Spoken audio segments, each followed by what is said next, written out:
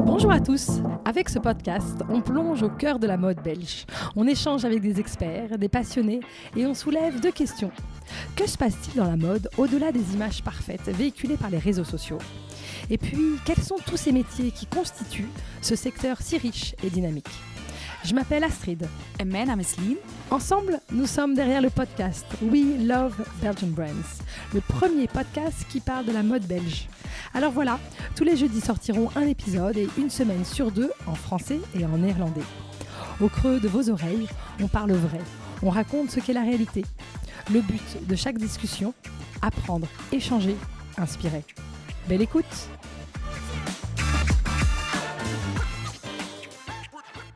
Lors d'une soirée roller coaster, de celle dont on parle avec Émilie Duchesne, épisode 29, et Clio Goldbrenner, épisode 41, je rencontre la pétillante Marie Guérin. Elle est rédactrice en chef au Elle Belgique et Elle Bellerieux et parle sans langue de bois, avec dynamisme et précision, de la presse et ses enjeux. C'est un bonbon sucré pour moi. Je suis une fan inconditionnelle du Elle, que je lis depuis mes 12 ans, et c'est un titre clé pour le secteur de la mode. Alors aujourd'hui, c'est avec une grande joie que je tends le micro à Marie Guérin, une journaliste, une rédactrice en chef, une fille de son temps, de celles qui échangent, qui partagent et qui sont curieuses sur le monde et sur les autres. J'ai plein de questions qui me brûlent les lèvres et j'espère que cette discussion vous éclairera sur les coulisses de la presse mode. Marie, bonjour. Salut Astrid et bienvenue à la maison. Ouais, en effet, quelle chance d'être accueillie chez toi. Alors, je commence toujours par cette première question qui es-tu, est-ce que tu peux te présenter et que souhaitais-tu faire quand tu étais enfant ? Donc moi c'est Marie, je vis à Bruxelles, je viens d'une petite ville qui s'appelle Sambreville qui est à 15 minutes de Namur, donc j'ai vraiment grandi en province jusqu'à mes 18 ans. Puis je suis venue à Bruxelles et voilà, j'adore cette ville, donc je suis plutôt quelqu'un d'urbain. Cool. Et donc quand j'étais petite, je rêvais d'être journaliste. En fait depuis que j'ai 10 ans, ça j'en suis sûre, je me suis acheté mon premier dictaphone pour aller faire des micro-trottoirs dans ma petite ville. Et puis à 12 ans, je me suis acheté une caméra pour pouvoir faire des JT. Ah, génial! Et en fait, ça m'a jamais quittée. Donc, je voulais être grand reporter et puis voilà. Et c'était quoi tes sujets de prédilection à 10 ans? Alors, j'aimais bien l'idée de voyager. Donc, tu vois, je m'imaginais dans des pays lointains en train de faire découvrir des tribus, des personnes, des façons de vivre, des coutumes tout à fait différentes de celles qu'on connaît. C'était génial. Un petit peu... Cool. Et alors, entre ce rêve d'enfant et ta réalité aujourd'hui de rédactrice en chef du Elle, que s'est-il passé? C'est quoi ton parcours? J'ai été rattrapée par la réalité. Oui, mais en même temps... En même temps, je pas tellement, parce que finalement, je voyage beaucoup et j'ai vraiment poursuivi mon rêve. Donc, c'est une jolie histoire.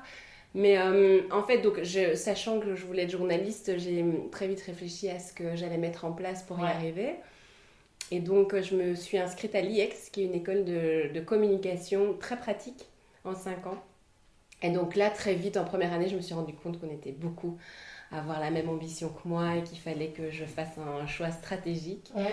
Et c'est vraiment là que je me suis plongée dans la presse féminine et que je me suis dit, mais finalement, en Belgique, quels sont les médias encore vraiment engagés, qui prennent position dans des causes importantes ? Et je me suis dit que les magazines féminins, finalement, étaient très engagés parce qu'ils suivent les femmes dans leur combat quotidien. Et donc, je me suis dit que j'allais me spécialiser dans la presse féminine et en particulier dans la mode parce que c'était ma passion depuis toujours. Ouais. Et donc, dès le début de mes études, en fait, j'ai commencé à choisir des sujets qui étaient en rapport avec ça. Tu sais, au moment où on te demande de faire plein d'interviews, de faire aussi des micro-trottoirs, de couvrir des sujets, systématiquement, j'allais dans des sujets de lifestyle ou féminin ou société. Tu as des exemples de tes premiers sujets ? Alors, je me souviens, par exemple, j'avais dû faire un reportage photo et j'avais choisi un monsieur qui avait une boutique vintage dans le centre qui s'appelait Lawrence, qui n'existe plus, et qui me parlait de toutes les coulisses, en fait, de la seconde main et de comment les vêtements arrivaient chez lui, comment il les sélectionnait. C'était de la mode, mais il y avait ce côté aussi très humain. C'est précurseur, je trouve. Ouais, tout à fait. Après, quand tu es étudiante, c'est aussi une façon que tu as, toi, d'être en contact avec la mode parce que tu n'as pas beaucoup de sous. C'est vrai. Et donc, ça connectait super bien avec ma génération. Et c'est un des tout premiers travaux que j'ai dû faire à l'époque en photo. Et donc, ça m'a permis déjà de rencontrer pas mal de gens dans ce secteur. Mine de rien, tu vas toquer aux portes, tu vas voir un petit peu, tu vas poser des questions, tu essaies de comprendre comment ça fonctionne. Et un des jobs que j'ai pu faire, c'est l'interview de Béatrice Coligny, qui était la rédactrice en chef du Elle à l'époque. Ah, waouh! Et donc, j'ai été dans les bureaux du Elle, et là, j'ai un peu vu comment ça se passait, mais c'était assez tôt, je crois que c'était en bac 2. Mais très vite, ça m'a donné envie, tu vois, d'en savoir plus sur cet univers-là. Et donc, les années sont passées, et j'ai fait mes stages de dernière année au soir et à Bel RTL, parce que la radio a toujours été mon média aussi de prédilection après le papier. Mais j'avais décidé que mon dernier stage serait au L, que j'allais essayer de m'implanter là-bas, tu vois. Et donc, je suis restée 6 mois et j'étais engagée tout de suite. Ah, waouh! Ouais. Ah oui, donc c'est vraiment la success story comme on rêve, quoi. Le stage qui se transforme en stage, en boulot. Je recommande vraiment à tout le monde de faire ça parce que même moi, aujourd'hui, quand je dois engager des personnes, on va faire sur base de stage. Parce que c'est la meilleure façon de te connecter à l'ambiance, à l'atmosphère, à la culture d'entreprise. Et de découvrir aussi soi, qu'est-ce qu'on aime, qu'est-ce qu'on n'aime pas. Moi, c'est grâce à mes stages, honnêtement, à 19 et 20 ans, que j'ai découvert la direction professionnelle que je voulais prendre dans la mode. Ouais. Donc, c'est hyper important. Ouais. Et puis, tu sais, ne serait-ce que l'ambiance, tu peux te dire, moi, je travaillais dans un magazine féminin, je travaillais au L, et puis finalement, l'ambiance est super mauvaise, et t'aimes pas les gens. Et en fait, faire un stage, ça te permet de comprendre beaucoup de choses sur un environnement de travail.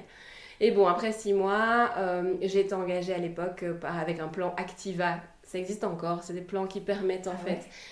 Et on était plusieurs, dont Marino, qui est la rédactrice en chef web aujourd'hui. Cool. Et donc moi, on faisait du web, on était vraiment l'équipe web.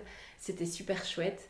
On a appris énormément et puis toutes les deux, on a gravi les échelons petit à petit pour en arriver là. Et c'était vraiment une expérience incroyable. Mais du coup, ça fait 12 ans, bientôt 13 ans, que je suis OL et ça fait 5 ans que je suis rédactrice en chef parce que j'ai pas bougé. Comment le parcours a évolué? Comment la presse a évolué? Déjà moi, sur 12 ans, j'ai vu un changement énorme, mais fou. On a commencé avec le web, où on avait une première cellule web pour le L.be. Et donc là, on était déjà assez nombreux en commençant. On faisait beaucoup. Allez, je pense qu'on était peut-être 5-6. On était le premier magazine féminin à avoir une vraie cellule web en Belgique. Donc ça nous a permis en fait d'avoir le niveau qu'on a maintenant parce qu'on fait énormément de vues et d'être leader parce qu'effectivement on a commencé assez tôt, mais alors c'était le temps des expérimentations. Évidemment. Donc c'était cool, tu vois, on était dans une espèce de petite salle où personne ne venait jamais nous déranger, on n'était pas très intéressant à l'époque, on travaillait beaucoup mais on faisait plein de choses, des vidéos, on faisait... Et c'était hyper gai, on pouvait, tu vois, moi je pouvais avoir comme projet pendant une semaine de faire une vidéo de Noël, quoi, tu vois, et je montais, je faisais des tests, j'embêtais tout le monde, et c'était trop cool parce qu'on a appris beaucoup de choses techniquement aussi, et puis dans l'écriture. Et on a aussi appris à grandir avec le site, son fonctionnement, tu vois, à se former à Google Analytics, au SEO. Évidemment. C'est toutes des choses qu'on a apprises au fur et à mesure des besoins en fait digitaux. Marino est devenu un moment community manager en plus. Enfin, donc vraiment on a un peu ouvert nos compétences. Et alors aussi ce que je faisais, ce que j'avais proposé pour être engagée, c'est de faire le lien entre le print et le web parce que j'étais quand même très intriguée par le papier. Et je voulais aussi me développer dans cette écriture. Et donc, dès le début, je faisais des petites pages dans le print. Et ça, c'était déjà vu comme un peu plus prestigieux, le print, ou pas du tout? Ça a toujours été vu comme plus surtout à cette époque-là, où le web n'était pas encore vraiment considéré comme un média. Enfin, si, c'était considéré comme un média, mais c'était pas là-dessus qu'on voulait être en fait. C'était pratique pour avoir des infos, mais c'était pas t'avais pas le côté prestigieux de la presse papier. Bon, ça a beaucoup changé. Et donc en fait j'écrivais aussi pour le print et alors je me souviens un de mes rôles c'était de mettre des QR codes dans le magazine pour renvoyer à des articles du site, tu vois. Donc c'était ça mon lien entre les deux. Trop drôle. Et donc j'ai commencé à faire ça, puis j'ai commencé à faire de plus en plus de print aussi, tout en gardant un pied dans le web. Et donc j'ai commencé à faire des prods aussi, à faire un peu de stylisme, à organiser des shootings pour le magazine et donc à toucher aussi à différents métiers de la mode via le magazine. Et donc ça c'est cool parce que ça te permet de rencontrer des photographes, ça te permet de rencontrer des stylistes, des mannequins, de parler aux agences et donc c'est toute une partie que tu ne fais pas forcément quand tu es juste journaliste. Est-ce que tu veux bien raconter justement c'est quoi le métier de styliste pour un magazine? Alors la styliste c'est vraiment la personne qui va habiller les mannequins pour les productions mode, donc les éditos. Donc tu sais quand tu regardes dans un magazine il y a ces belles pages avec des mannequins qui portent des vêtements. Ça, c'est ce qu'on appelle des productions qui sont souvent l'œuvre conjointe d'une styliste et d'un photographe qui ont ensemble des idées, et souvent aussi c'est lié par la directrice artistique, en tout cas chez nous, c'est elle qui aussi amène ses idées. Et tout ça mis ensemble, ça permet d'avoir ce beau résultat qui est purement artistique. Ouais. Mais à côté de ça, l'idée c'est surtout de présenter des collections. Donc en été, on va montrer des pièces qu'on a envie de porter, des choses qu'on a envie d'acheter. Et donc le rôle de la styliste, c'est de faire la sélection de ces pièces-là, de les mettre sur le mannequin, de voir si ça fonctionne et de créer une espèce d'alchimie entre les pièces qui viennent de marques différentes, des accessoires différents pour vraiment créer des looks qui sont complètement authentiques. Ouais, et c'est hyper inspirationnel. Ouais, en tant que c'est ça. lectrice, Et ce qui est incroyable, c'est qu'elles sont là pour créer du beau, tu vois. C'est juste quelque chose de très instantané. Chez nous, ça reste un mois dans le magazine, mais c'est hyper essentiel pour le magazine. Ouais, absolument. Après, il y a ce côté un peu rêve, et puis l'autre partie du métier de styliste, c'est aussi la relation avec les marques, la gestion logistique, parce qu'elles doivent prendre toutes les pièces, elles doivent toutes les renvoyer, et souvent c'est compliqué parce que les marques à l'international, elles ont 1 ou 2 pièces à prêter pour chaque silhouette, et donc 24 heures après, ça doit retourner en Angleterre, puis en Italie, etc. Donc c'est vraiment, il y a un aspect très très logistique au métier de styliste, qui dépend beaucoup de contacts, parce qu'une styliste n'a pas forcément accès aux mêmes grandes maisons qu'un autre. Donc en fonction aussi, nous on essaye, en fonction des projets, on choisit les stylistes qui sont plus internationaux, qui sont plus en lien avec les marques belges. Donc ça dépend aussi. Donc c'est vraiment un métier qui est fascinant et très intense. Donc, Super. Et donc oui, t'as fait aussi ce métier-là. J'ai un peu fait ça pour nous. Et alors à l'époque, on avait, tu sais, comme dans les films, ce grand showroom à la rédaction où on avait toutes les pièces pendant toute la saison, tu vois. Oui, bien sûr. On les renvoyait après, donc il suffisait de rentrer dans cette pièce et de faire notre sélection. Toutes les marques les envoyaient, c'était incroyable, quoi. Super. Mais ça n'existe plus, on n'a plus de fashion room maintenant. Vous empruntez. On emprunte, on passe vraiment par les stylistes, mais à ce moment-là, on avait encore des stylistes en interne, employés par le L, qui faisaient ça aussi. Et aujourd'hui, c'est beaucoup de freelance. Maintenant, c'est des freelances, uniquement. Et par projet aussi. Ok. Et puis ça apporte de la diversité aussi au niveau des prods. Et alors aujourd'hui, rédactrice en chef, qu'est-ce que ça veut dire exactement? C'est l'écriture aussi, c'est des choix de sujets? La base, c'est vraiment de coordonner les différents sujets qu'on va avoir dans le magazine. C'est manager une équipe qui est composée aussi bien de journalistes que de photographes, de graphistes et tout ça.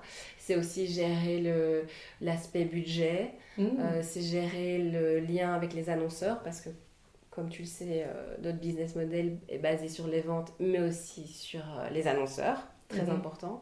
C'est le lien aussi avec la direction qui demande aussi une certaine constante, régularité, cohérence aussi dans la ligne éditoriale. Donc on a un peu ce rôle de tronc en fait pour le magazine. Mais à côté de ça, comme je suis devenue rédactrice en chef assez jeune, à 30 ans, je ne voulais pas abandonner l'écriture. Donc je continue à écrire des articles, à faire des reportages et tout dans le magazine. Et annonceurs, je me permets de préciser, c'est donc les marques qui viennent annoncer, donc payer des pages de publicité qui sont justement une source de revenus hyper importante pour le magazine. Tout à fait. Voilà, petit aparté. Et comment ça se passe pour choisir des sujets ? Alors, ce qui est trop cool, c'est que ça reste quelque chose de super libre. Donc, une fois par mois, en fait, sinon, il faut savoir que le magazine, on le prépare 2 mois à l'avance. Ah oui. Donc là, en juillet, là, on vient de clôturer celui... en fait, on a commencé en mai pour celui qui sort en juillet. Et là, on va commencer déjà septembre. Ok. Donc, on va avoir jeudi notre réunion de rédaction pour septembre. Et là, j'ai toutes mes journalistes qui viennent. On se réunit autour d'une table. C'est toujours très convivial. On boit un petit...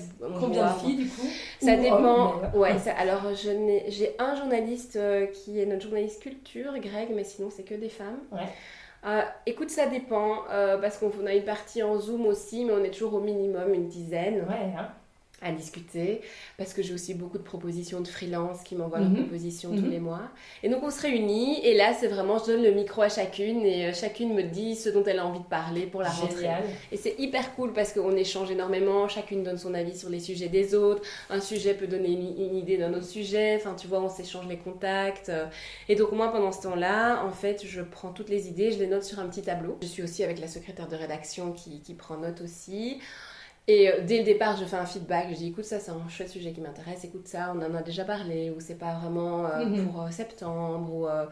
Et donc voilà, donc comme ça les filles savent aussi plus ou moins vers quoi on se dirige. Et comment tu choisis, comment tu t'écoutes Au feeling, là c'est vraiment le moment où j'essaie de me mettre à la place d'une lectrice. Je me dis ok, ça j'ai envie de le lire. Ça, j'ai envie de lire ce truc. Ça, j'ai pas encore vu quelque part. Ça, c'est pas la xème fois qu'on en parle. Ça, c'est vraiment un truc, j'ai envie de le lire. Parce que je suis avant tout une lectrice de magazine aussi. Évidemment. Et donc, je me dis, ok, ça, c'est intéressant. Tiens, à la place d'une femme aujourd'hui, ce qu'elle recherche, ses intérêts, etc. Ben voilà, c'est exactement ce qu'il me faut.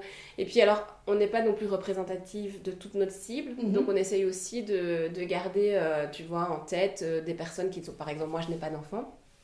Mais je vais quand même essayer de faire en sorte d'avoir des sujets qui vont intéresser. Et donc c'est ça qui est chouette d'avoir un panel de femmes différentes, c'est qu'on a des âges totalement différents, on a des intérêts différents, et donc si un sujet va en intéresser plusieurs, on se dit ok, c'est que là il y a quelque chose d'intéressant.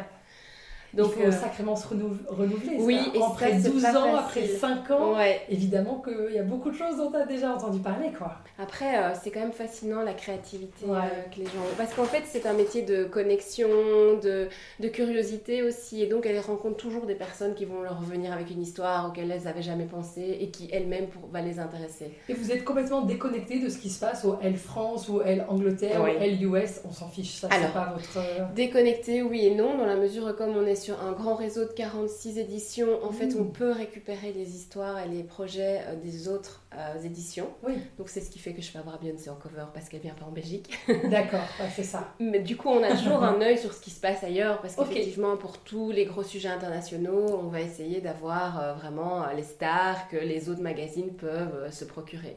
Donc en ça on est connecté, mais sinon on n'a pas d'obligation envers les autres éditions.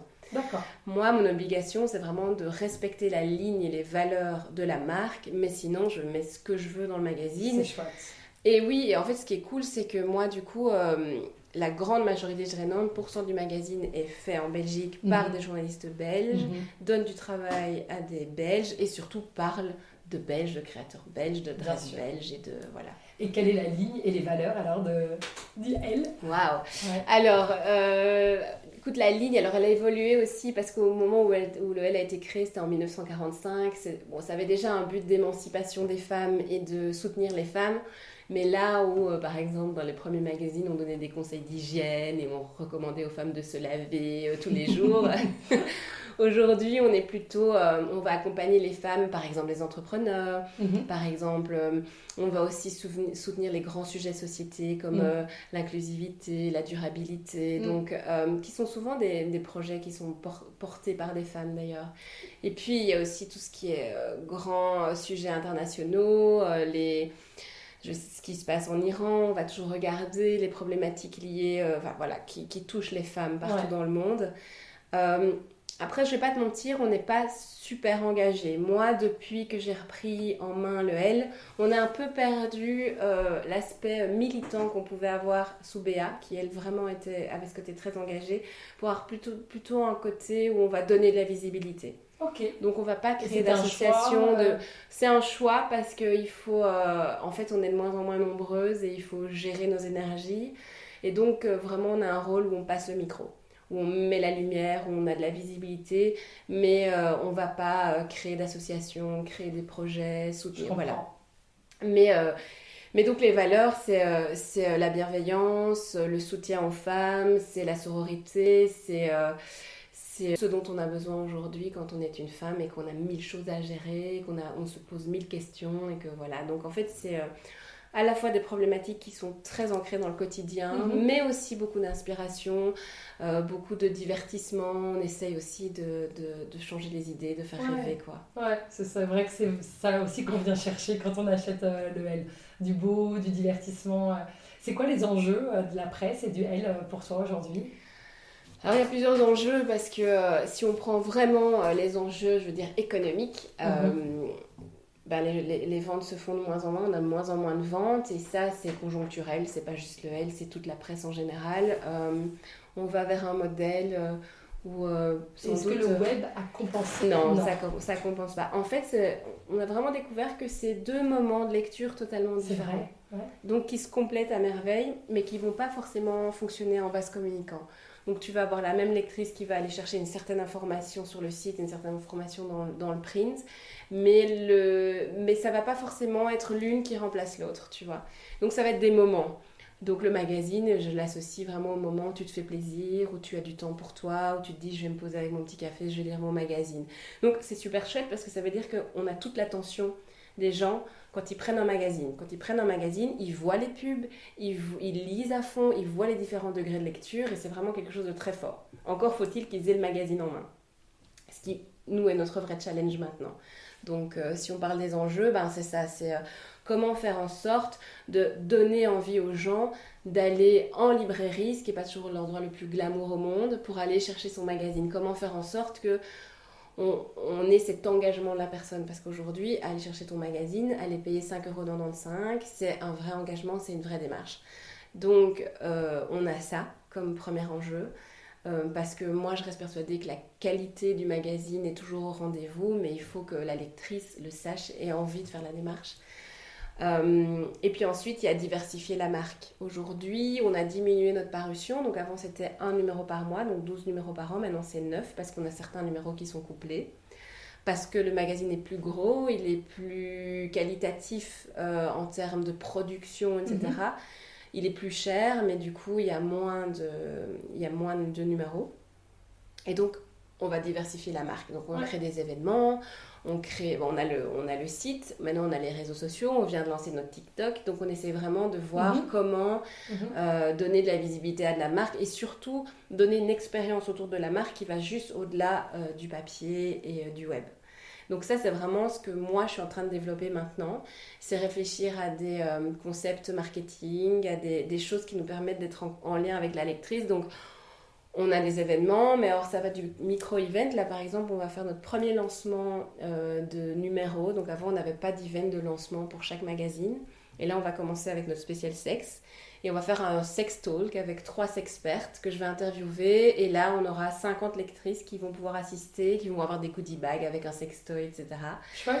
Et donc, et c'est une façon aussi, si tu veux, d'externaliser le contenu du magazine. Donc, ce sont des experts qui sont dans le magazine et qui vont parler et à qui on va pouvoir poser nos questions directement. Et donc, si tu veux, on fait vivre notre contenu, mais en live. Ouais.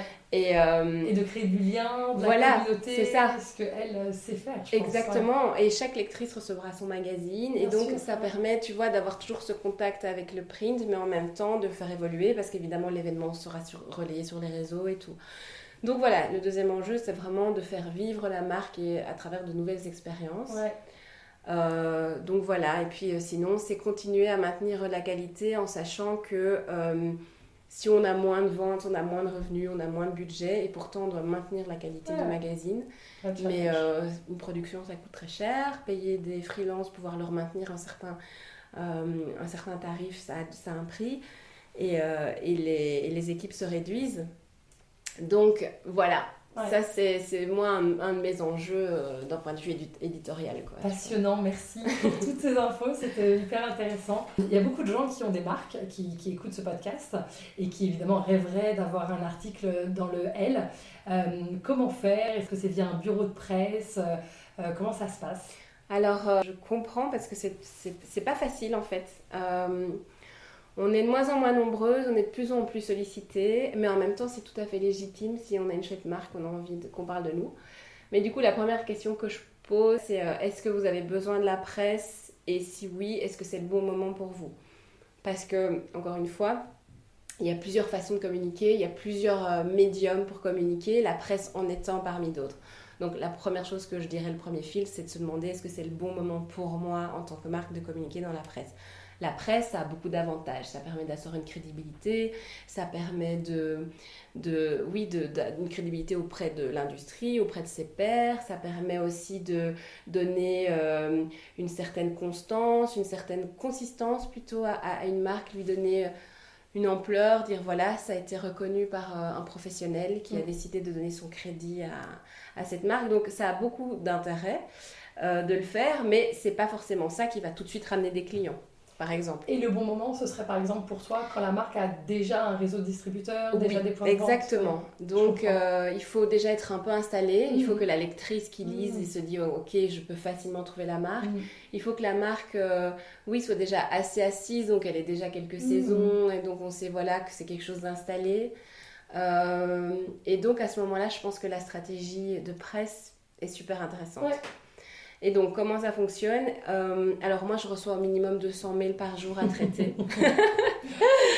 Donc, m'envoyer des mails ou me téléphoner pour voir si j'ai reçu un mail n'a pas de sens parce que soit je l'ai vu et je ne suis pas intéressée, soit je ne l'ai pas vu. Et dans ce cas-là, c'est très compliqué d'être visible.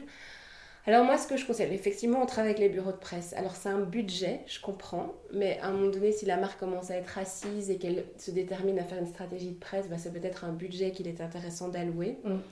Pourquoi ? Parce que le bureau de presse, en fait, il a une oreille attentive, on a vraiment des contacts personnels avec eux et ils connaissent très très bien les médias. Donc je sais que l'attaché de presse, il va me téléphoner, c'est exactement ce que j'aime mettre dans le magazine, quel type de sujet j'ai envie de traiter. Elle va venir vers moi en disant écoute Marie, ça c'est vraiment un truc pour toi, il y a cet angle qui serait génial pour le L. Et donc elle va déjà avoir une démarche où elle aura une oreille attentive. Donc ça, c'est vrai que ça fonctionne bien. Les bureaux de presse organisent des events aussi et vont vraiment cibler les magazines les plus importants parce qu'il ne faut pas chercher toute la presse. Il faut vraiment la presse avec l'audience qui correspond à votre clientèle, à votre marque ou à l'image que vous voulez donner. Donc, ils font ce travail-là. Aussi, ce qui est intéressant, c'est que les bureaux de presse, ils font le travail en 2 langues. Nous, on a un magazine national, mais tous les magazines ne sont pas bilingues. Et donc, il faut pouvoir s'adresser aux journalistes en néerlandais, en français. Donc, ça, c'est aussi intéressant. Donc, effectivement, il y a les bureaux de presse. Et puis, il y a le contact direct. Alors, moi, pour l'instant, je suis encore joignable sur Instagram parce que j'ai encore une petite communauté. Donc, je prends le temps de répondre à tout le monde. Dire oui, dire non. Dire envoie-moi un CP, tu mets bien en CP qu'on s'est dit ça, dans l'objet qu'on s'est dit ça. Comme ça, je me souviens de toi. Et là, je réponds. Alors la réponse est peut-être négative, mais en général j'essaie vraiment de faire un feedback. Voilà pourquoi est-ce que je peux pas utiliser tes photos parce que pour l'instant la qualité, j'ai fait ça récemment. Une super chouette marque, super projet, mais encore trop amateur dans le développement. Et moi je lui ai dit je peux pas utiliser tes photos parce que ça correspond pas à ce qu'on met dans le magazine.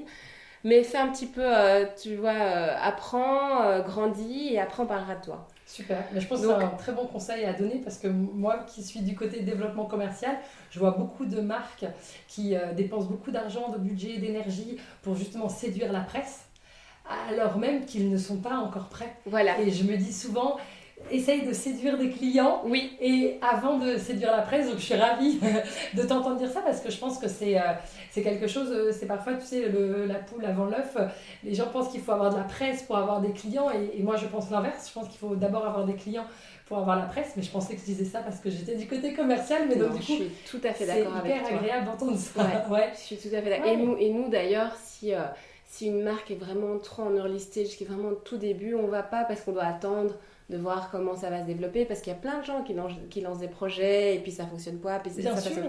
Donc nous il faut qu'on garantisse aussi à la lectrice qu'elle va vraiment trouver quelque chose qui est déjà un peu rodé.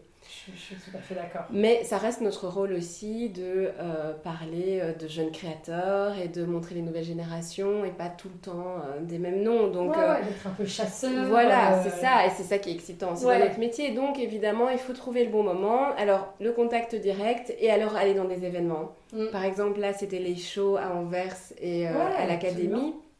Toute la presse était là.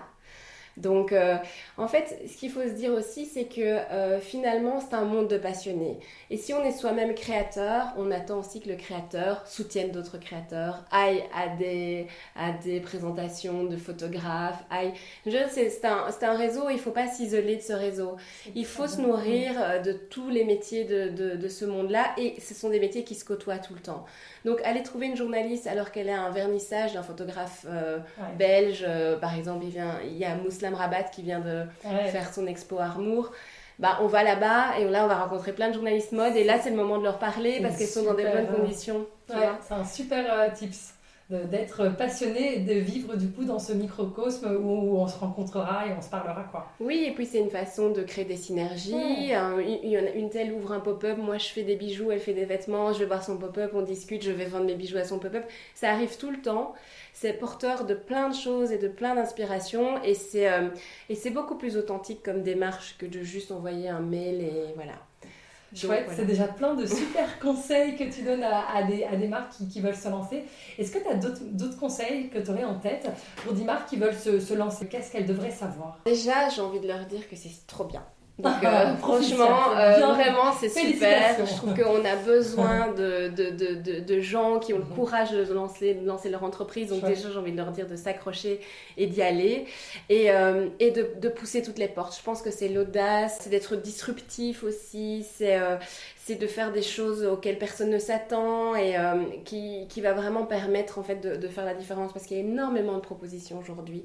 Tout le monde peut lancer sa marque, donc comment faire la différence en étant original et créatif. Donc il ne faut pas suivre la tendance, il ne faut pas vouloir reproduire quelque chose, il faut vraiment être authentique et fidèle à soi-même. Et nous, c'est ça qui nous intrigue aussi. Quand on doit parler d'une marque, c'est « Oh tiens, j'ai jamais vu ça, mais c'est super original. » Et c'est pas Xème marque qui lance la même chose. Génial. Donc je pense que rester fidèle à soi-même. Et puis alors, on a de la chance, c'est qu'en Belgique, on a beaucoup d'aides. Alors elles sont pas faciles à trouver, mais donc se faire aider. Donc des personnes comme toi, des personnes qui sont au carrefour de plein de professionnels, de plein de subsides, parce qu'il y a énormément de choses qui sont mises en place pour aider les créateurs. Et donc allez-y, allez frapper aux portes, postuler pour des bourses, pour des subsides, parce que souvent ça permet de rentrer dans un réseau aussi avec d'autres professionnels. Et c'est toujours très très enrichissant en termes de compétences et de retour. C'est super tout ce que tu dis, je suis tout à fait d'accord. On parle ici de mode belge. C'est quoi pour toi la mode belge? Comment tu la définirais en quelques mots? Sachant que nous n'avons pas 1h30. Écoute, c'est super dur parce que on aurait tendance à dire que la mode belge, c'est la mode des années 80 avec les 6 d'Anvers, etc. Mais ça l'est en partie parce que c'est eux qui ont permis de mettre sur la carte la mode belge, qui nous ont permis d'aller défiler à Paris, etc. Mais ce n'est pas que ça, parce que pour moi, la mode belge, c'est vraiment cette espèce de tissu créatif et super original. Et on parlait de choses disruptives, et pour moi, c'est ça. Donc, tu vois, si je pense à des créateurs comme Ruchemi Butter ou Glenn Martens, c'est cette espèce d'énergie à déconstruire un système, à imaginer de nouvelles manières d'agréger des matières, du denim, des pièces recyclées. Il y a vraiment ce côté où on se soucie moins des enjeux.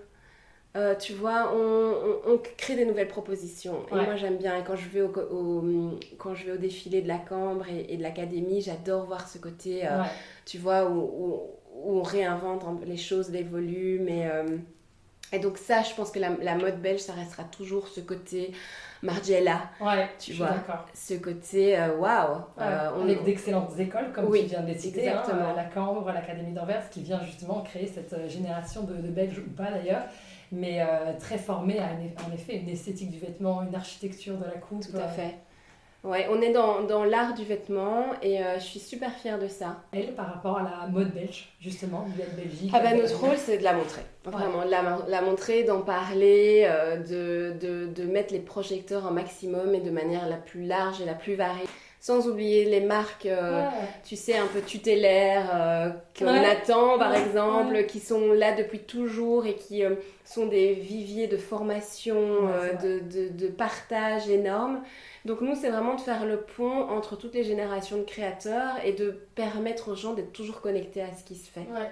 C'est super, en effet, les grands qui ont montré la voie et qui inspirent les plus jeunes, qui arrivent avec un nouveau dynamisme. La lectrice du elle est de tout âge, à ton avis? Oui, tout à fait. Alors, ce qui est intéressant, c'est qu'il y a une vraie transmission du magazine entre générations.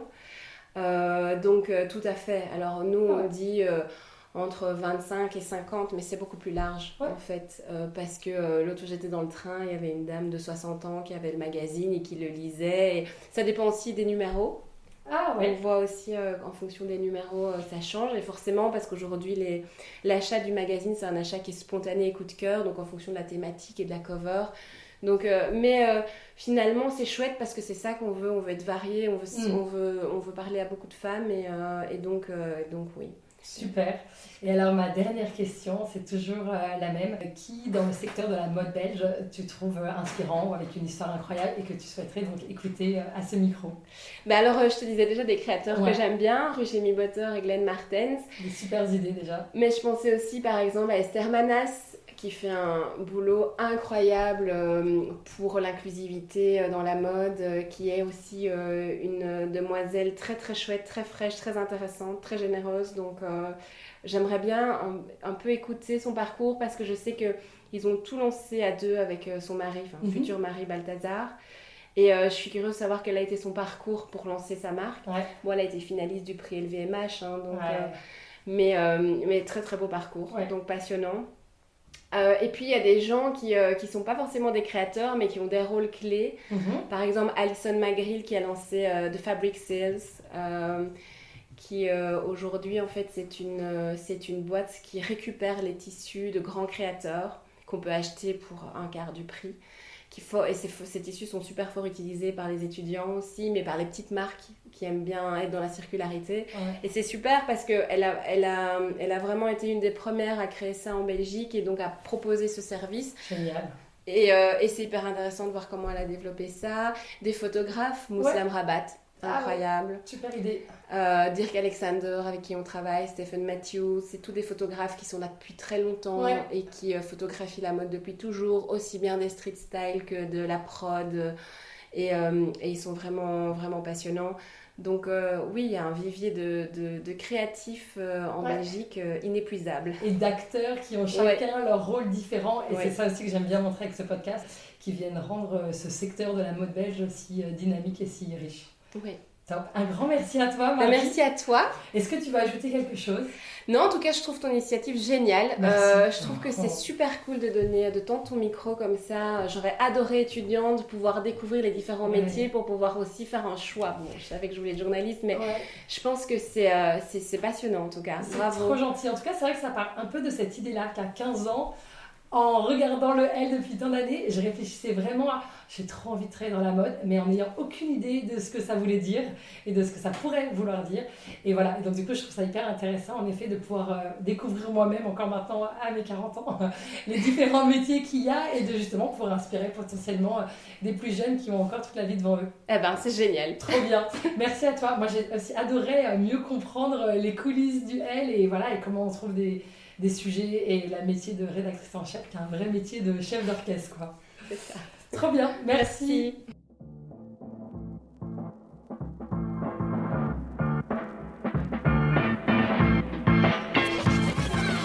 Merci d'avoir écouté cet épisode jusqu'au bout. J'espère qu'il vous a plu. Et si c'est le cas, je vous invite à le partager et à le noter de 5 étoiles.